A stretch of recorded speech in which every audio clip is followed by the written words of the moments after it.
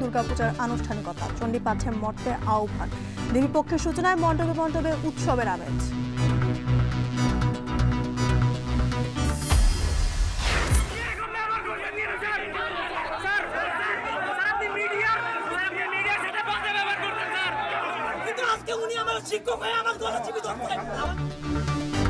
আন্দোলনের মুখে পোষ্য কোটার ভর্তি স্থগিতের সিদ্ধান্ত। রাজশাহী বিশ্ববিদ্যালয়ে জরুরি সিন্ডিকেট সভা আজ। গেল রাতে ক্যাম্পাসে বিক্ষোভ।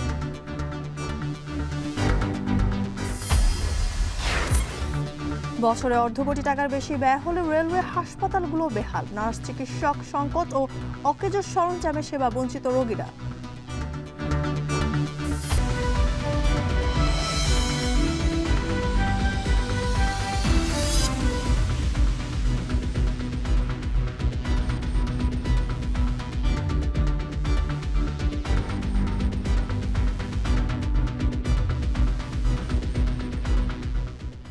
স্বাগত এখন বাজারে। পুরো আয়োজনে আপনাদের সঙ্গে আছে আমি জানসিন জুথেকা। ভোরের আলো ফোটার সঙ্গে সঙ্গে পিতৃপক্ষের অবসানের মধ্য দিয়ে হলো দেবীপক্ষের সূচনা। চণ্ডীপাঠের মধ্য দিয়ে মর্তে দেবী দুর্গাকে জানানো হয় আহ্বান। ঢাকেশ্বরী মন্দির থেকে মহালয়ার আরও খবর জানাতে যুক্ত হচ্ছেন তানজিলা খান মিম। মিম, দেবীপক্ষের সূচনায় কি কি আনুষ্ঠানিকতা হলো ভোর থেকে এবং দেবী ভক্তরাই বা কি বলছেন জানাবেন।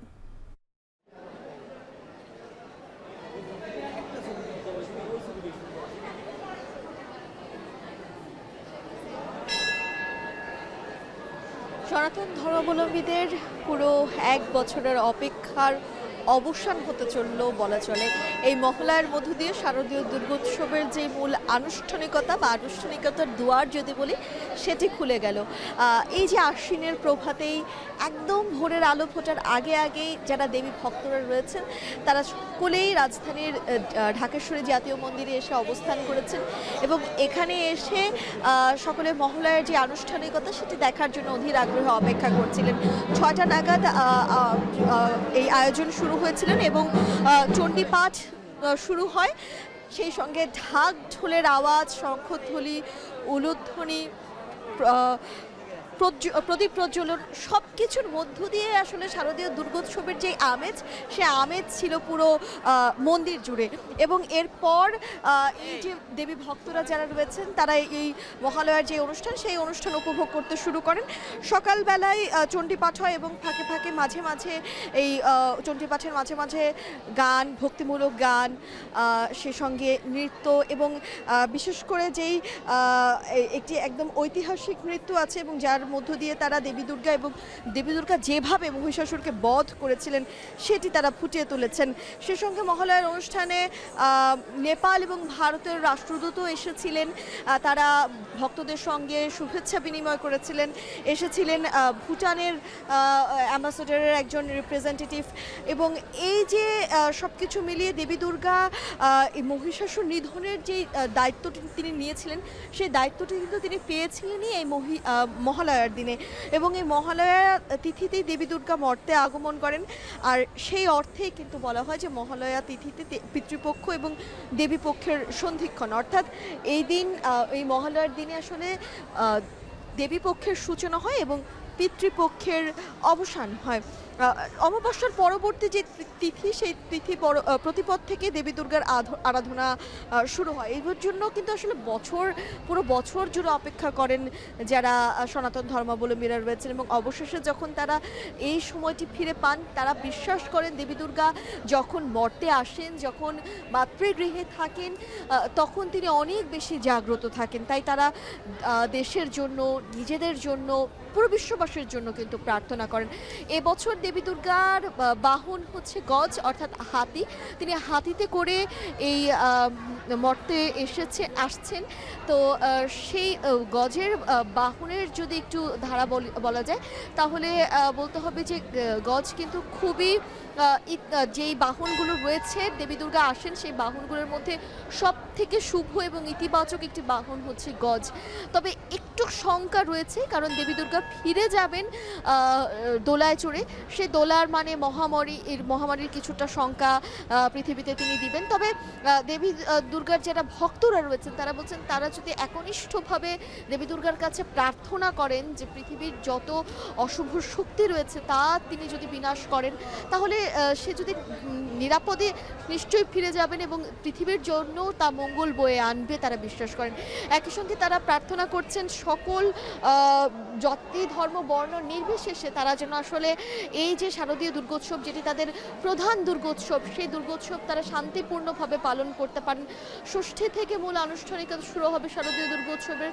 ষষ্ঠী, সপ্তমী, অষ্টমী, নবমী, দশমী এই 5টি দিন যেন তারা আসলে দেবী দুর্গাকে তাদের মতো করে বরণ করতে পারেন। দেবী দুর্গা যেহেতু এই সময়টা এই যে আজকে থেকে শুরু হয় 9টি দিন, 9টি ঘরে ঘরে 9টি দিন তারা ভক্তদের ঘরে ঘরে বাস করবেন। তো সেই সময়টিতে তারা চান তারা যেন দেবী দুর্গার আরাধনা ঠিক তেমনই প্রাণ ভরে একনিষ্ঠ ভরে ভক্তি ভরে করতে পারেন এবং এই জন্য কিন্তু আসলে সকল ধর্ম বর্ণ যারা এই যে বাংলাদেশি মানুষ রয়েছেন তাদের কাছে বিনীতভাবে অনুরোধ করেছেন শান্তিপূর্ণভাবে যেন এই শারদীয় দুর্গোৎসবটি তারা শেষ করতে পারেন। কোনো রকম অপ্রীতিকর ঘটনার জন্য দেশ জুড়ে কোথাও না দেখা যায় এমনটি আসলে আহ্বান করেছেন। একই সঙ্গে আবারও বলছি যে দেবী দুর্গার কাছে কিন্তু তারা আহ্বান করেছেন বা দেবী দুর্গার কাছে তারা প্রার্থনা করবেন বরাবরের মতোই সকল যত অশুভ শক্তি আছে পুরো বাংলাদেশ থেকে তার যেন বিনাশ দেবী দুর্গা করেন এবং যেই একটি রাজনৈতিক অস্থিতিশীলতা পুরো দেশ জুড়ে রয়েছে সেটিও যেন কোনোভাবেই আসলে না থাকে এবং সেটি যেন কেটে যায়। যত অন্ধকার রয়েছে পুরো পৃথিবী জুড়ে সকল অন্ধকার যেন কেটে যায় এবং তারা সেই ভক্তরা আসলে সেই প্রার্থনার মাঝে দেবী দুর্গার কাছে সেটি জানান দেবেন। যদিকা এখন পর্যন্ত এটি ছিল আমার কাছে সর্বশেষ এবং মহালয়াটি আনুষ্ঠানিকতার কথা বলছিলাম সেটা কিন্তু 6টা থেকে শুরু হয়ে 7:30 অর্থাৎ 1.5 ঘন্টা ব্যাপী আয়োজনের মধ্য দিয়েই শুরু হয়ে শেষ হয়ে গিয়েছে এবং এখন কিন্তু ভক্তরা আসলে যে যার মতো ঘুরে বেড়াচ্ছেন। যদিকা এই ছিল আমার কাছে সর্বশেষ। ঢাকেশ্বরী মন্দির থেকে মহালয়ার আনুষ্ঠানিকতার খবর জানাচ্ছিলেন সহকর্মী তানজিলা খানমি। এদিকে নানা আচার অনুষ্ঠান দুর্গতি নাশিনী দেবী দুর্গাকে পৃথিবীতে আসার আহ্বান জানান ভক্তরা। এই মুহূর্তে ময়মনসিংহ দুর্গাবাড়ি মন্দিরে হয়েছেন মহালয়ার আনুষ্ঠানিকতা। সেখান থেকে যুক্ত হচ্ছেন সহকর্মী ইমতিয়াজ আহমেদ। ইমতিয়াজ, মহালয়ার আনুষ্ঠানিকতা সেখানে কেমন হচ্ছে খবর বিস্তারিত জানাবেন।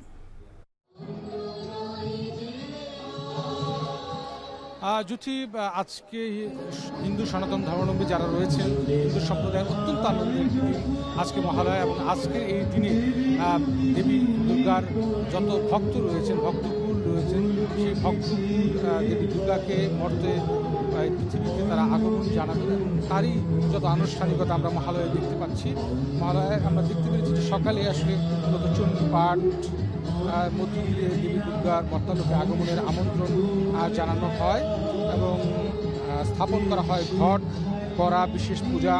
শারদীয় দুর্গোৎসবের অত্যন্ত গুরুত্বপূর্ণ অনুষঙ্গ হলো এই মহালয়া এবং এই মহালয়ার মধ্য দিয়েই কিন্তু দুর্গোৎসব শুরু হয়ে যায় এবং পুরাণে আছে দুর্গোৎসবের 3টি পর্ব মূলত রয়েছে: মহালয়া, বোধন আর সন্ধি পূজা। মহালয়ার পর প্রতিপদ থেকে দেবী বন্দনা শুরু হয়। কোনো কোনো অঞ্চলে দেবীর আরাধনা প্রতিপদ থেকে শুরু হয় একে একে দেবী পক্ষ। কথিত আছে মহালয়ার দিন অসুর দেবতার সঙ্গে সংঘর্ষ হয়েছে এবং মহালয়ার পর প্রতিপদ থেকে দেবী বন্দনা শুরু হয় এবং মহালয়ার শব্দটির অর্থই হলো আসলে মহা যে আলয় বা আশ্রয়। মহালয়া শব্দটিকে মূলত এই হিসেবেই ব্যবহার করা হয় কারণ এই দিনেই পিতৃপক্ষের অবসান হয় এবং অমাবস্যার অন্ধকার দূর হয়ে আলোময় দেবী পক্ষের শুভারম্ভ হয়। এখানে দেবী দুর্গাই হলেন সেই মহান আলয় বা আশ্রয়। আর হিন্দু শাস্ত্র অনুযায়ী 4 যুগে বিভক্ত করা হয়েছে। মূলত যুগগুলো হলো সত্যযুগ, ত্রেতাযুগ, দাপর যুগ ও কলিযুগ। রামায়ণ অনুযায়ী ত্রেতা যুগে ভগবান শ্রী রামচন্দ্র অকালে দেবীকে আরাধনা করেছিলেন লঙ্কা জয় করে সতীকে উদ্ধারের জন্য। মূলত দুর্গা পূজা হতো বসন্তে, সেটাকে বাসন্তী পূজা বলা হয়। শ্রী রামচন্দ্র অকালে অসময়ে পূজা করেছিলেন বলে এই শরতের পূজাকে দেবীর আকাল রোধনও বলা হয় এবং এই মুহূর্তে আমরা দেখছি দেবী দুর্গা রূপে নৃত্য করছেন এবং এর আগে বিভিন্ন প্রার্থনা সঙ্গীত রয়েছে, মন্ত্রপাঠ রয়েছে, শত শত ভক্তকুল এই ময়মনসিংহের দুর্গাবাড়ি মন্দিরে এসে তারা এই মহালয়ার পূর্ণ প্রভাতে দেবীর আহ্বান জানাচ্ছেন তারা। এবং সনাতন ধর্মে কোনো শুভ কাজ করতে গেলে, বিবাহ করতে গেলে প্রয়াত পূর্বপুরুষদের সঙ্গে সমগ্র জীবন জগতের অর্পণ করতে হয়, কার্যাদি অঞ্জলি প্রদান করতে হয়, তর্পণ মানে সুখী করা। সেই সাথে নানান আয়োজনে কিন্তু আজকের এই দিনটি সাজানো হয়েছে। আমরা জানি যে এরপরে বিভিন্ন অনুষ্ঠান রয়েছে, পূজা অর্চনা রয়েছে, পাশাপাশি সিঁদুর খেলা রয়েছে, নানান আয়োজনে মূলত আনন্দ উৎসবের মধ্যে দিয়ে এই মহালয়াটি আয়োজন করা হচ্ছে। তো আমরা রয়েছি এখানে, নিশ্চয়ই পরবর্তীতে আরও এই মহালয়া সম্পর্কে বিস্তারিত জানানোর চেষ্টা করব।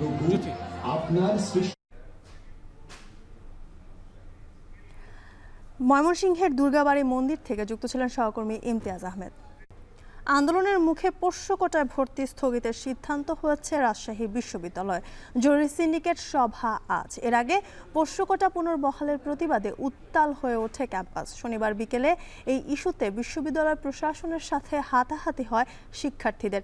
এরপর উপাচার্য ও প্রশাসনের কর্মকর্তাদের অবরুদ্ধ করে রাখে বিক্ষুব্ধরা।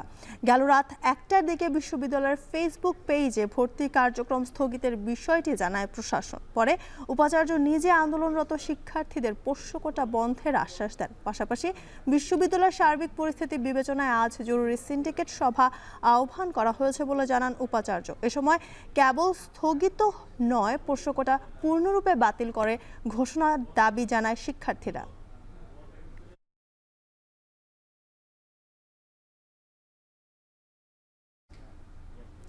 বাংলাদেশ রেলওয়ে পরিচালিত হাসপাতালগুলোর অব্যবস্থাপনায় ক্ষুব্ধ খোদ রেলওয়ে কর্মীরা।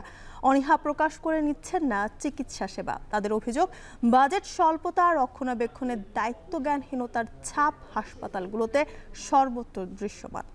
চিকিৎসকেরা জানান, নানা সংকটের মধ্যে অসীমিত লোকবল নিয়ে সেবা কার্যক্রম অব্যাহত রেখেছেন তারা। বিস্তারিত জাবেদ আব্দুল্লাহর প্রতিবেদনে।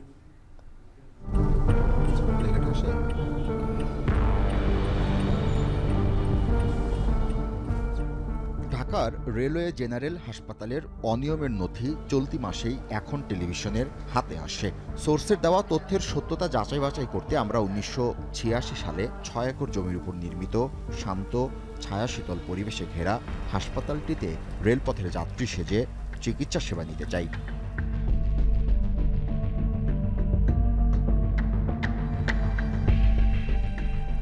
এ তো দেখি সোর্সের তথ্যের সাথে মিলে যাচ্ছে সব চিত্র।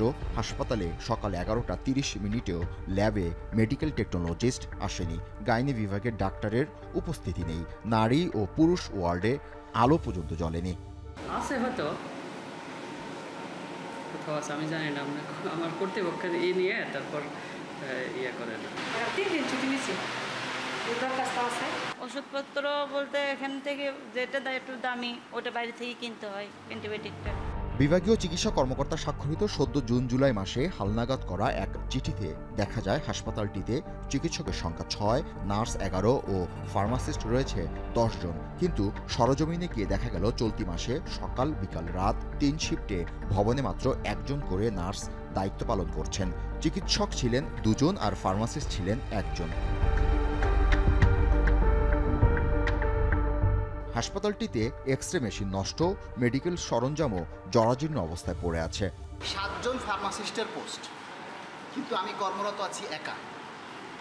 আমার একাকে সবগুলি করতে হয়, এই ওষুধগুলি সাপ্লাই প্লাস পুষ্টি।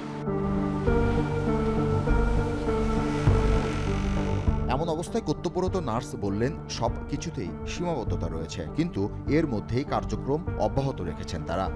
আমাদের নার্স তো একজন। এ বিষয়ে রেলওয়ে বিভাগীয় চিকিৎসা কর্মকর্তা জানান, সেবা প্রদানে অবহেলা, গাফিলতির প্রমাণ পাওয়া গেলে সাথে সাথে ব্যবস্থা নিচ্ছেন তারা। সরকারি অফিস আদালত যেভাবে চলে না, মানে হসপিটাল মতন না, 9টা 5টা শুক্র শনি বন্ধ। এই হাসপাতালের বেহাল অবস্থার সত্যিকারের চিত্র আমরা তুলে ধরার চেষ্টা করেছি। তথ্য আছে বগুড়ার সান্তাহার এবং পাবনার পাকশি জংশন সংলগ্ন হাসপাতালেরও একই অবস্থা। সে চিত্র সহকর্মী মাসুদ রানার সহযোগিতায় আমরা তুলে আনতে চাই।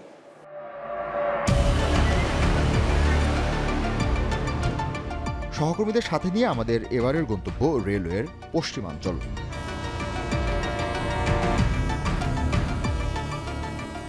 রেল শহর ঈশ্বরদী, নদী বেষ্টিত বগুড়া ও পাবনা এই দুই জেলায় দুটি হাসপাতাল রয়েছে, যেখানে রোগী নেই বললেই চলে। জরুরি ও বহির্বিভাগে শুনশান নীরবতা। ওয়ার্ড অ্যাটেন্ডেন্ট 8 জনের জায়গায় 2 জন কর্মরত আছে। রোগী ভর্তি থাকবে, যে খাওয়া দাওয়া দেওয়া লাগবে, সেগুলো কোনো ব্যবস্থাপনা নাই। এ বিষয়ে রেল ভবনে মহাপরিচালকের সাথে যোগাযোগ করতে 2 কার্যদিবস চেষ্টা করেও কোনো সদুত্তর পাইনি আমরা। আর রেলপথ উপদেষ্টা ফজলুল কবির খান জানান, রাষ্ট্রীয় কাজে বৈঠকে তিনি ব্যস্ত সময় পার করছেন। আমার নাম জাবেদ আব্দুল্লাহ, আমি এখন টেলিভিশনের প্রতিবেদক। স্যার আপনি কি পূর্বাঞ্চল ও পশ্চিমাঞ্চলে সব মিলিয়ে 10টি হাসপাতাল রয়েছে, যার মধ্যে মোট শয্যা সংখ্যা 431টি। প্রশাসন সূত্রে জানা গেছে, রক্ষণাবেক্ষণ, কর্মকর্তা কর্মচারীদের বেতন ভাতা সহ মাসে এই হাসপাতালগুলোর পরিচালনা ব্যয় প্রায় 45 থেকে 60 লাখ টাকার বেশি। জাবেদ আব্দুল্লাহ, এখন, ঢাকা।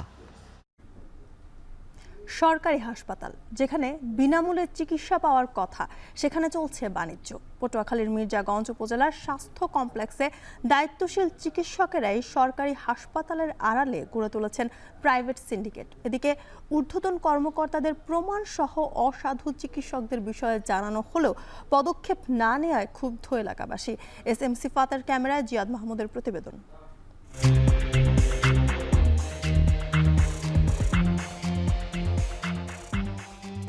কসাই জবাই করে প্রকাশ্য দিবালোকে, তোমার আছে ক্লিনিকার চেম্বার। ও ডাক্তার, নচিকেতার গানের এই লাইনগুলোকেও যেন হার মানায় পটুয়াখালীর মির্জাগঞ্জ উপজেলা স্বাস্থ্য কমপ্লেক্সের চিকিৎসকরা, যেখানে প্রকাশ্য দিবালোকে হাসপাতালই পকেট কাটা হয় সাধারণ রোগী ও স্বজনের। চলুন এখানকার ভেতরের চিত্র দেখে আসি। চিকিৎসা নিতে এসে রোগীর বেশে সকাল 11টায় ডাক্তার সোহেলের রুমে ঢোকে এখন টিভির টিম। স্বাস্থ্য কমপ্লেক্সের ভেতরে ঢুকিয়ে দেখা যায় ডাক্তার জাবির ও ডাক্তার সোহেলের কক্ষে উপচে পড়া ভিড়। দীর্ঘ সময় অপেক্ষার পর জ্বরের কথা শুনে প্রথমে কিছু পরীক্ষা করতে বলেন ডাক্তার। হাসপাতালে সিবিসি পরীক্ষার সুবিধা থাকার পরও তা করতে বলা হয় পাশের ক্লিনিকে। যদি বিকেলে আসেন তাহলে একটু সেবা দেখা করবেন, কারণ বিকেলবেলা সেবা থাকে। শুধু সোহেল নন, একই অভিযোগ উঠেছে ডাক্তার জাবিরের বিরুদ্ধেও। রোগীদের অভিযোগ, 2 জন মিলে গড়ে তুলেছেন অর্থ লুটের সিন্ডিকেট। পার্সোনাল নেই 300 টাকা। কি নাই? সোহেল স্যার যে টেস্টগুলো বলেন, ওই টেস্টগুলো হচ্ছে আমরা সেবায় করে থাকি বা ইউনাইটেডে করে থাকি, বাইরে করে থাকি। এখান থেকে কোনো টেস্ট করা হয় না। তারপর বলছে যে না ওখানে দালাল আছে, আপনার সেবাই দেখাইয়েন। কোন ডাক্তার? এই জাবের স্যার। ক্যামেরার সামনে ব্যক্তিগত চেম্বারের প্যাড সহ হাতে নাতে ধরা পড়লেও অস্বীকারের চেষ্টা করেন অভিযুক্ত চিকিৎসকরা। যে আমাদের একটু দেখে দেন, আমরা বিকেলে আসতে পারবো না। তো এরকম চাপাচাপি যারা করে তাদের অনেক সময় আমরা বাধ্য হই, কিন্তু আমরা দেখেন আমরা কিন্তু হসপিটালে কখনো এগুলো দেখার চেষ্টাও করি না। আপনাদের কাছে আমি মনে নেই আমি আপনাদের কাছ থেকে নিচ্ছি কিনা, কিন্তু আচ্ছা প্রমাণ থাকতে পারে না, অনেক এটা আপনি বলতে পারবেন না। অনেক টেস্ট এখানে হয় না, যেমন এক্সরের ক্ষেত্রে আমাদের বাইরে পাঠাতে হয়, কারণ এক্সরে যেহেতু এখানে হয় না। কিছু কিছু পরীক্ষা নিরীক্ষা এখানে হয়, সব পরীক্ষাও এখানে হয় না। এভাবে টাকা নেয়ায় ক্ষুব্ধ উপজেলা স্বাস্থ্য কমপ্লেক্সের অন্য চিকিৎসকরাও। অফিস টিমে তো অবশ্যই টাকা নেওয়া কোনোভাবে উচিত না, এবং একজন ডাক্তার হিসেবে সে কোনোভাবেই সরকারি অফিস টিমে টাকা নেবে না।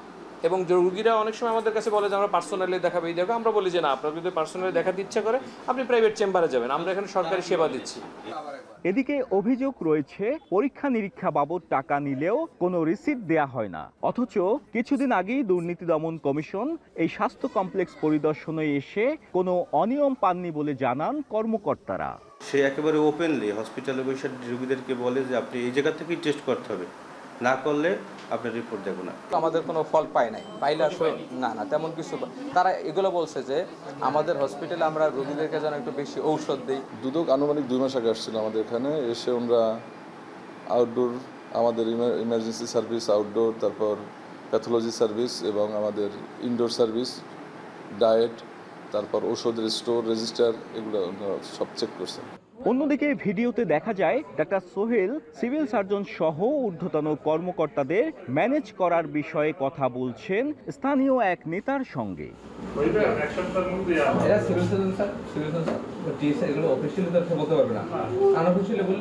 এদিকে প্রথমে কর্মকর্তারা চিকিৎসকদের এসব কর্মকাণ্ডের বিষয়ে অস্বীকার করলেও প্রমাণ দেওয়ার পর জানান অসাধু চিকিৎসকদের এড়িয়ে যাওয়ার সুযোগ নেই। আমার এখানে কথা বলছে তারা অফিসে কোনো প্র্যাকটিস করবে না, আমরা তো তাদের সাথে রেগুলার মিটিং করি, অথচ তারা আমার সাথে কথা দিয়ে চুরি করে যদি নেয় এই দায়ভার তো আপনারা প্রমাণ দিচ্ছেন, আমি আপনার অ্যাকশনে যাব, তার ব্যবস্থা নেব। সব কিছু তো একজন চিকিৎসকের সব কিছু করার ক্ষমতা কিন্তু আমার নেই, ঊর্ধ্বতন কর্তৃপক্ষ আছে। তবে এই ক্ষেত্রে আসলে যে কোনো লেভেলের আমাদের কিন্তু জিরো টলারেন্স।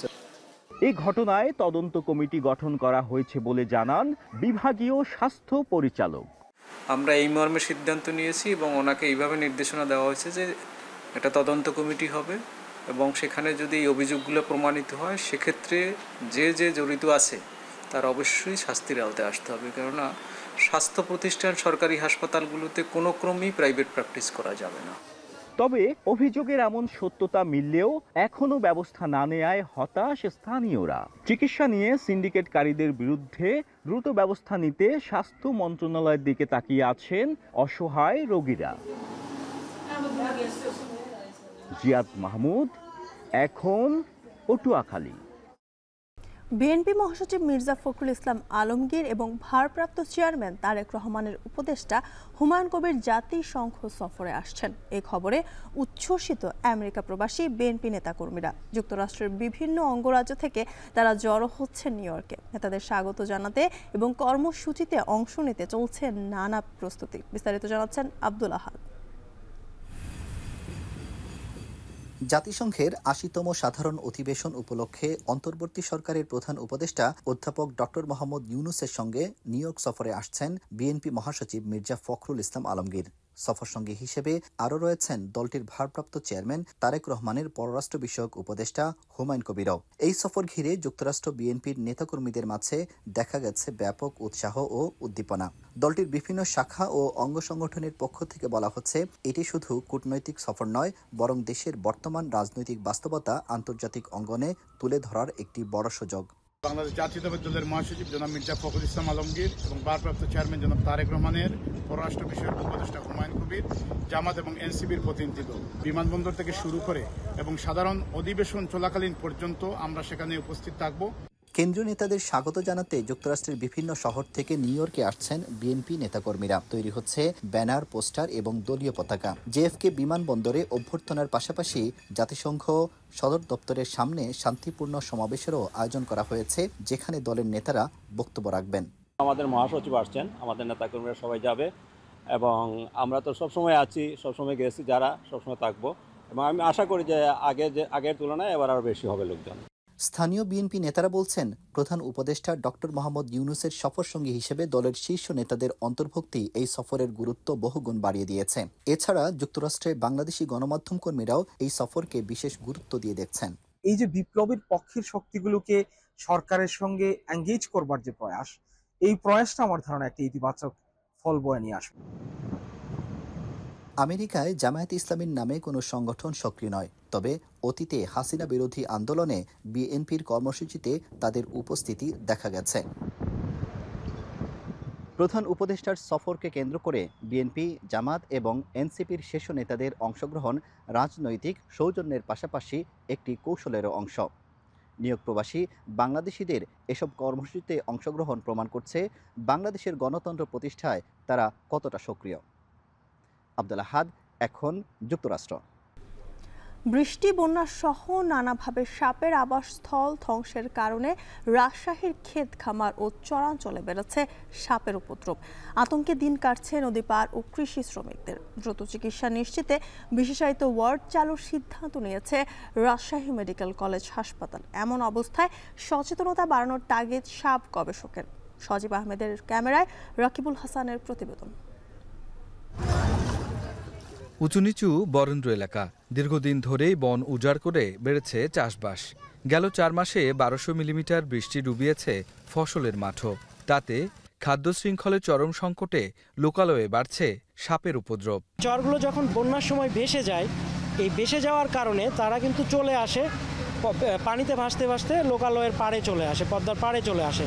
এক্ষেত্রে দেখা যাচ্ছে যেটা পদ্মার পাড়ের যে বাসাগুলো, সেই বাসাগুলোতে কিন্তু এরা এসে উঠে পড়ছে। রাজশাহী নগরীর বুলনপুর নদীর পাড়। কয়েকদিন আগে রাসেলস ভাইপার সাপের কামড়ে স্থানীয় এক যুবকের মৃত্যুর পর সাপ আতঙ্কে মহল্লাবাসী। একই অবস্থা নদী তীরবর্তী শ্রীরামপুর, বসরি, সোনাইকান্দি সহ জেলার বিভিন্ন মহল্লা ও চরাঞ্চলে। এখানে সাপুরতি আছে, আর আপনার মানুষ যেতে পারছে না ভয়ের জেলায়। জঙ্গল থাকতে লাগো সাপ, পরিষ্কার করেও সাপ।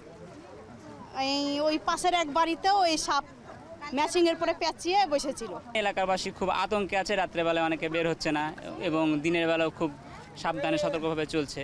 অতিরিক্ত সাপ, যে সাপগুলো বিগত 2-5-10 বছর আগে আমরা এলাকাবাসী দেখতে পাইনি এবং এই সাপ চিনতেও পাচ্ছি না ভাই আমরা, এর জন্য আতঙ্কটা বেশি বেড়ে যাচ্ছে ভাই আতঙ্ক। রাজশাহী মেডিকেল কলেজ হাসপাতালের সূত্র বলছে, জানুয়ারি থেকে মধ্য সেপ্টেম্বর পর্যন্ত সাপের কামড়ে প্রায় 900 রোগী ভর্তি হয়েছেন, যাদের মধ্যে মারা গেছেন 30 জন। আক্রান্তদের অধিকাংশই গ্রামের কৃষি শ্রমিক। চিকিৎসকরা বলছেন, সাপে কাটা মাত্র 3% রোগী আসে হাসপাতালে, বাকিরা যাচ্ছেন ওঝার কাছে। জোরে বাসায় দৌড়িয়ে আসছিলাম, আসার টাইমে জানি দেখলাম পাটা কে না নিচে নিল, বৃষ্টি হতে লাগলো, তখন আমি দৌড়িয়ে বাসায় চলে আসছি। আইসে দেখছি লাইট মেরে 2 জায়গা দিয়ে রক্ত বের হয়েছে আর প্রচুর যন্ত্রণা করছে। জমিতেই ধরেন সাহার দিছিলাম বড় ধান, তখন তো দেখতে পাওয়া যায় না, কামড় যখন দিল তখন বুঝতে পারছি যে না সাপেই কামড় দিল। আমি ধানের জমিতে স্প্রে করতে গেছিলাম, স্প্রে করা অবস্থাতেই আমাকে সাপে কামড় দিল। কিছু কিছু জায়গাতে অ্যাভেলেবল, কিছু কিছু জায়গাতে অ্যাভেলেবল না। সেক্ষেত্রে আপনার রোগীরা ওখানে অ্যান্টিভেনম পাচ্ছে না, তাদেরকে এখানে রেফার করা হচ্ছে। এক্ষেত্রে রাস্তা দূরত্ব বলেন বা যানবাহনের কারণে রোগীর অবস্থা খারাপ হচ্ছে। বিশেষজ্ঞ চিকিৎসকরা বলছেন, আক্রান্ত হওয়ার 40 মিনিটের মধ্যে চিকিৎসা নিলে দ্রুত সুস্থ হওয়া সম্ভব। শুধুমাত্র চিকিৎসা নিতে দেরি করাই বাড়ছে মৃত্যু ঝুঁকি। গেল বছর 57 জন রোগীকে নেওয়া হয়েছিল আইসিইউতে, তবে চলতি বছর এখন পর্যন্ত সেই সংখ্যা দাঁড়িয়েছে 83 জনে। এমন অবস্থায় সাপে কাটা রোগীদের চিকিৎসায় প্রস্তুত রয়েছে প্রশিক্ষিত নার্স, চিকিৎসক সহ 20 শয্যার একটি ওয়ার্ড। আমরা যদি আর্লি ফিচার ভেনোমাসিন ডায়াগনোস করে যদি আর্লি আমরা অ্যানিউন দিতে পারি, তাহলে মৃত্যুকে কিন্তু অনেকটাই কমে নেওয়া সম্ভব। পর্যাপ্ত অ্যান্টিভেনম মজুদ রয়েছে, অন্যান্য যে ঔষধপত্র সেগুলো আমরা সুনিশ্চিত করেছি। একই সাথে আমরা খুব শীঘ্রই একটি স্নেক বাইট ওয়ার্ড চালু করতে যাচ্ছি। 20 শয্যার এই স্নেক বাইট ওয়ার্ডে একদল দক্ষ এবং প্রশিক্ষিত চিকিৎসক নার্সের সমন্বয়ে সার্বক্ষণিক একটি টিম থাকবে, তারা এই সাপে কাটা রোগীদের সার্বক্ষণিক চিকিৎসা সেবা প্রদান করবেন। বিশেষজ্ঞরা বলছেন, বেশ কয়েক বছর থেকে রাসেলস ভাইপার সাপের উপদ্রব বাড়ছে।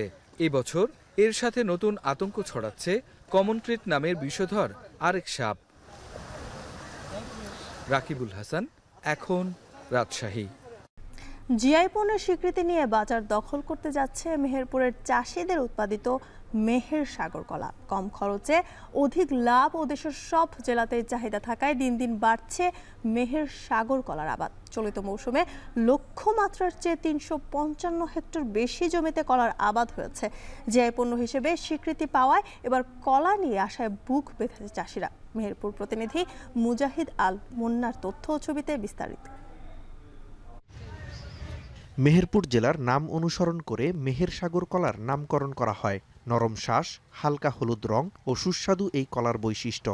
অত্যন্ত সুস্বাদু হওয়ায় সারা দেশেই এর ব্যাপক চাহিদা। সাম্প্রতিক জিআই পণ্য হিসেবে মেহের সাগর কলা স্বীকৃতি পাওয়ায় এর বাজার আরও বেড়েছে। কম খরচে বেশি লাভ আর বিপণনে কোনো বেগ না পাওয়ায় চাষিরা ঝুঁকে পড়েছেন কলা চাষে। রোগবালাই ও উৎপাদন খরচ কম, তবে লাভ বেশি, তাই নিয়মিত ফসল ছেড়ে অর্থকরী ফসল কলা চাষে ঝুঁকছেন তারা। তার মধ্যে দাম অনুযায়ী কোনরা বাজার ভালো পারে 1,60,70 হাজার হয়, কিন্তু বাজার কম হলে পারে একটু কম হয় আর কি। একদম মেহেরপুরে রঙিন সাগর বিখ্যাত। জমি লিজ খরচ 30,000 থেকে 35,000 টাকা বছরে। একটা বছর খেটি আপনার যদি 14 লাখ টাকা নাই হয়, তারপরে দেখা যাচ্ছে খরচটা আমাদের উঠছে কোনো রকম। বছর ব্যবধানে জেলায় কলার আবাদ বেড়েছে প্রায় 350 হেক্টর জমিতে। প্রতি বিঘা কলা চাষে খরচ হয় 50 থেকে 60 হাজার টাকা। কলা বিক্রি হয় 1.5 লাখ থেকে 2 লাখ টাকা পর্যন্ত। এই কারণে মেহেরপুর কলার চাহিদা বেশি এবং বিভিন্ন জায়গার ব্যবসায়িকরা মেহেরপুরে আসে এবং মেহেরপুরে যে ব্যবসা করার জন্য যে পরিবেশ, সেই পরিবেশ খুব সুন্দর। মেহেরপুরের কলা ভালো সুস্বাদু, এই জন্য মেহেরপুরের কলা থাকাকালীন অন্য কোনো কলার চাহিদা হয় না, তার জন্য মেহেরপুরে আসছি এই কলা কিনতে। কলা চাষ করে স্বাবলম্বী কয়েক হাজার মানুষ, পাশাপাশি কলার বাজারজাত ও বিপণনের সঙ্গে জড়িত আরও অন্তত 10,000 শ্রমিক। কলা চাষ ও বাজারজাতে নিয়োজিত শ্রমিকদের দৈনিক আয় 700 থেকে 1200 টাকা পর্যন্ত। সকাল 7টার দিকে আসি এবং সন্ধ্যা 6টার দিকে বাসায় যাই। আমার হাজিরা কোনোদিন 700, 800, 900 এইভাবে হাজিরা হয়, কিন্তু এই হাজিরা থেকে আমার সংসার চলাচল করা হয়।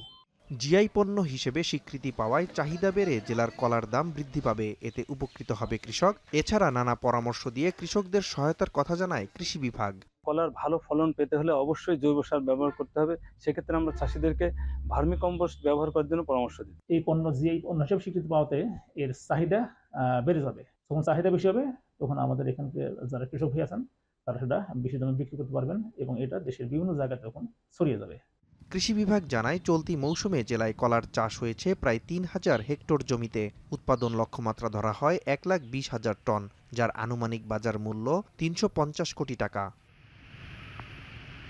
এখন মেহেরপুর। বর্ষা মৌসুমেও পানি পৌঁছায়নি মানিকগঞ্জের হরিরামপুরের বৃহৎ ভাতছালা, দিয়ার আর গোপীনাথপুর বিলে, অথচ একসময় এই বিলগুলো ছিল প্রাণবন্ত ও পানিতে টইটুম্বুর। জেলেরা জালে উঠত রূপালী মাছের ঝাঁক, কিন্তু বিভিন্ন ঝাঁকের পয়েন্টে বাঁধের কারণে বিলগুলোতে আর পানি পৌঁছাচ্ছে না। এতে হতাশায় দিন কাটাচ্ছেন হাজারো কৃষক আর জেলে পরিবার। সমস্যা সমাধানে উদ্যোগের কথা জানালেন জেলা প্রশাসন। আসাদুজ্জামানের প্রতিবেদন। আষাঢ় আর শ্রাবণ পেরিয়ে গেছে মাসখানেক আগেই, অথচ পদ্মার জল পৌঁছায়নি মানিকগঞ্জের হরিরামপুর উপজেলার বৃহৎ ভাতসালা, দিয়ার আর গোপীনাথপুর বিলে। পাখির চোখে যেটুকু পানি দেখা যায় তাও কেবল কয়েকদিনের বৃষ্টির জমে থাকা অল্প জলরাশি মাত্র। একসময় এই বিলগুলো ছিল পানিতে ভরপুর। 6 থেকে 7 বছর আগেও পদ্মার পানির ঢল নামতো বিলে। সে সময় ধানের জমি হতো উর্বর আর জেলের জালে উঠত রূপালী মাছের ঝাঁক। কিন্তু লেসরাগঞ্জ, বাহিরচর আর কুইস্তারায় বাদ দেওয়ার পর আর পৌঁছায় না সেই জলরাশি। ফলে পানি শূন্য পড়ে আছে বিল। একসময় এসব বিলই ছিল স্থানীয়দের জীবিকার উৎস। পানির হাহাকারে হাজারো কৃষক ও জেলে পরিবার কাটাচ্ছেন হতাশ দিন। চাপ দিলেই মাছ মারা যায়, তো হাত ধরা যায়, আমরা দেখছি। সরকারে যদি কিছু বিধি ব্যবস্থা করে দিত তাইলে আমাদের দেশের মানুষগুলো কিছুটা ভালো হইতো। বাদের কারণে আজকে সেই হেলাসিয়ার চকে, বাদশালার বিলে এবং কোনো জায়গায় পানি আসতেছে না। আমরা এই জায়গা জেলে সম্প্রদায় 200 লোক আছি, একদম বেকার, পানি পুনি কিছু পাইতেছি না, সব আটকে নাল নুল আটকাই দিছে সব। খুবই দুর্দশা, কারণ আমরা তখন কৃষি কাজও করতে পারি না, খুব কষ্টে আছি। বর্তমানে পানি না হওয়ার কারণে আমাদের সারের প্রয়োগ বেশি করা লাগতেছে, সার বেশি করা লাগতেছে, ফসল আমরা কম পাইতেছি। ফসল বাঁচানোর উদ্দেশ্যেই এসব বাঁধ নির্মাণ করা হয়েছিল। বর্তমান সমস্যা সমাধানে ইউনো এবং পানি উন্নয়ন বোর্ডের প্রকৌশলীকে নির্দেশ দেওয়া হয়েছে বলে জানালেন জেলা প্রশাসক। উপজেলা নির্বাহী অফিসার এবং পানি উন্নয়ন বোর্ডের নির্বাহী প্রকৌশলীকে বলেছি যাতে আমাদের চাষাবাদেও কোনো ক্ষতি না হয়, সবসময় যাতে যখন পানি দরকার হয় তখন আমরা যাতে পানিটা পেতে পারি, আর পানি দরকার না থাকলে আমরা যাতে গেটটা আটকিয়ে রাখতে পারি, সেই জন্য প্রয়োজনীয় কার্যক্রম যাতে তারা গ্রহণ করে। বাঁধের মুখ খোলা না হলে ভাতসালা, দিয়ার আর গোপীনাথপুর বিল ফিরবে না তার আগের রূপে, এমন আশঙ্কা স্থানীয়দের। আসাদুজ্জামান, এখন মানিকগঞ্জ। নেদারল্যান্ডসের অভিবাসন বিরোধী বিক্ষোভে আন্দোলনকারীদের সঙ্গে পুলিশের তীব্র সংঘর্ষ হয়েছে। সমাবেশের নিয়ম ভঙ্গ ও পুলিশের উপর হামলার অভিযোগে আটক করা হয়েছে অন্তত 30 জন বিক্ষোভকারীকে। আহত হয়েছেন 2 জন পুলিশ কর্মকর্তা। শনিবার নেদারল্যান্ডসের হেগে বর্তমান প্রশাসনের অভিবাসন নীতির বিরুদ্ধে বিক্ষোভে নামেন প্রায় 1,500 মানুষ। আটকে দেয়া হয় শহরের মূল সড়ক। এ সময় পুলিশ বাধা দিতে গেলে তাদের পিকের কাচের বোতল ও পাথর ছুঁড়ে মারে বিক্ষোভকারীরা। আগুন ধরিয়ে দেওয়া হয় পুলিশের গাড়িতেও। এ ঘটনার নিন্দা জানিয়েছেন দেশটির প্রধানমন্ত্রী ডিক স্কুফ। এ ধরনের সহিংসতা মেনে নেওয়া হবে না বলে মন্তব্য করেছেন তিনি।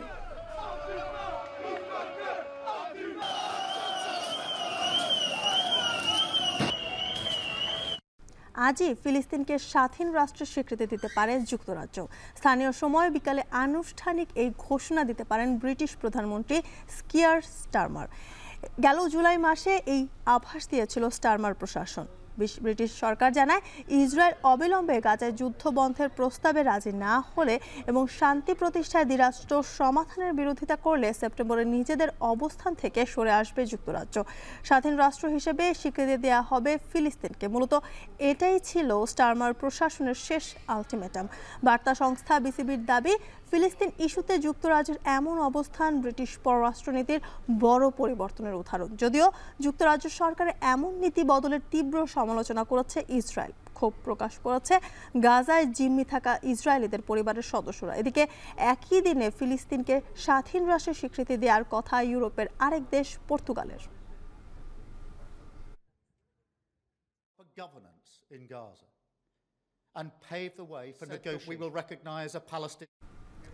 আজই ফিলিস্তিনকে রাষ্ট্র হিসেবে স্বীকৃতি দিতে যাচ্ছে পর্তুগাল। একদিন পরেই তালিকায় যোগ হবে পরাশক্তিধর ফ্রান্স, বেলজিয়াম, অস্ট্রেলিয়া আর কানাডাও। ফিলিস্তিনকে রাষ্ট্র ঘোষণার জোর প্রতিশ্রুতি দিয়েছে। আপাত দৃষ্টিতে সুখবর মনে হলেও আদতে পশ্চিমা দেশগুলোর লক্ষ্য ইসরায়েলেরই নিরাপত্তা, ফিলিস্তিনিদের নয়। বিশ্লেষকরা বলছেন, সহানুভূতি থেকে নয়, রাজনৈতিক স্বার্থ রক্ষার কৌশল এটি। বিস্তারিত জানাচ্ছেন নুসহাত কামাল। 2012 সালের নভেম্বর থেকে পর্যবেক্ষক রাষ্ট্র হিসেবে জাতিসংঘ সাধারণ পরিষদের অধিবেশনে জায়গা পেলেও আজও সদস্য নয় ফিলিস্তিন। বছরের পর বছর ধরে চলতে থাকা ইসরায়েলি বর্বরতার মুখে চলতি বছরের মার্চ মাস পর্যন্ত জাতিসংঘের 193 সদস্যের মধ্যে 147টি অর্থাৎ 76% বেশি সদস্য দেশ ফিলিস্তিনকে স্বীকৃতি দিয়েছে সার্বভৌম রাষ্ট্র হিসেবে। 23 মাস ধরে চলতে থাকা হত্যাযজ্ঞে 65,000-এর বেশি ফিলিস্তিনির প্রাণহানি, পশ্চিম তীরে সহিংস অবরোধ, একের পর এক প্রতিবেশী দেশে হামলা, আন্তর্জাতিক আইন ও মানবাধিকারের প্রতি চরম উপেক্ষা দেখালেও ইসরায়েলকে সন্ত্রাসী রাষ্ট্র ঘোষণার প্রশ্নে এখনও নীরব বিশ্ব রাজনীতিতে প্রতাপশালী দেশগুলো। তবে আগ্রাসন সীমা ছাড়ানোয় বিশ্বজুড়ে তোপের মুখে সম্প্রতি নড়েচড়ে বসতে শুরু করে ইউরোপের দেশগুলো।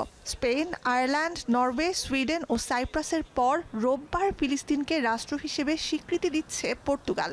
একদিন পরই নিউ ইয়র্কে জাতিসংঘ সাধারণ পরিষদের চলতি বছরের অধিবেশনে ফিলিস্তিন রাষ্ট্রকে স্বীকৃতি দেওয়ার তালিকায় যুক্ত হবে পরাশক্তিধর ফ্রান্স, যেখানে বাস ইউরোপের সবচেয়ে বড় ইহুদি ও মুসলিম সম্প্রদায়ের। Il va faire un geste un peu tardif. On ne peut pas le lui reprocher, hein? On peut que le féliciter pour ce geste. Mais il faut rappeler que la France est le 148e pays à reconnaître l'État de Palestine. Et que la priorité actuellement, c'est le massacre à Gaza. Ils sont génocidés, ça n'est pas la priorité pour moi. C'est très bien que cette reconnaissance ait lieu, mais la priorité, c'est d'arrêter de vendre des armes à Israël. অধিবেশন চলাকালে সোমবারই ফিলিস্তিনকে রাষ্ট্র ঘোষণার প্রতিশ্রুতি দিয়েছে যুক্তরাজ্য, Belgium, Australia, Canada সহ প্রায় 10টি দেশ। যদিও ইসরায়েল গাজায় মানবিক সংকট শিথিলে এবং দীর্ঘমেয়াদী শান্তি প্রক্রিয়ায় সম্মত হলে সিদ্ধান্ত পাল্টাতে পারে লন্ডন। তবে এভাবেই মধ্যপ্রাচ্য সংকটের দ্বিপাক্ষিক সমাধানের আহ্বান জোরদার হচ্ছে ইসরায়েলের কয়েক দশকের ঘনিষ্ঠ মিত্র রাষ্ট্রগুলোতে। কিন্তু কেন? আপাত দৃষ্টিতে সুখবর মনে হলেও আদতে পশ্চিমা দেশগুলোর লক্ষ্য ইসরায়েলের নিরাপত্তা, ফিলিস্তিনিদের নয়। বিশ্লেষকরা বলছেন, সহানুভূতি থেকে নয়, রাজনৈতিক স্বার্থ রক্ষার কৌশল এটি। It is more about politics and less about sentiment. It is also more, rather strategic in the sense that the governments want to sort of create a new status quo, kind of a new situation in order to pressure Israel in some form of, new round of negotiation. And as I said, Gaza matters, but it is probably more of an amplifier rather than the only motive. I think in the end there is electoral politics. অবশ্য ফিলিস্তিনকে রাষ্ট্র হিসেবে স্বীকৃতি দিতে ইচ্ছুক দেশগুলো বলছে, গাজায় ইসরায়েলের বিধ্বংসী আগ্রাসন এবং অধিকৃত পশ্চিম তীরে নতুন ইহুদি বসতি নির্মাণ বন্ধ করতে আর ফিলিস্তিনিদের সাথে শান্তি প্রক্রিয়ায় প্রতিশ্রুতিবদ্ধ হতে ইসরায়েলকে চাপ প্রয়োগে এই পদক্ষেপ। ইসরায়েলের ঘনিষ্ঠতম মিত্র আর বিশ্ব রাজনীতির মোড়ল যুক্তরাষ্ট্র ইউরোপীয় মিত্রদের এ অবস্থানের ঘোর বিরোধী। নুজহাত কামাল, এখন বিশ্ব। এই ছিল এখন বাজারে। এখন টেলিভিশন ওয়েবসাইটে দেখতে ভিজিট করুন www.এখন.tv। এছাড়া ফেসবুকে দেখতে ভিজিট করুন facebook.com/tv.এখন এবং ইউটিউবে দেখতে ভিজিট করুন youtube.com/c/echontv।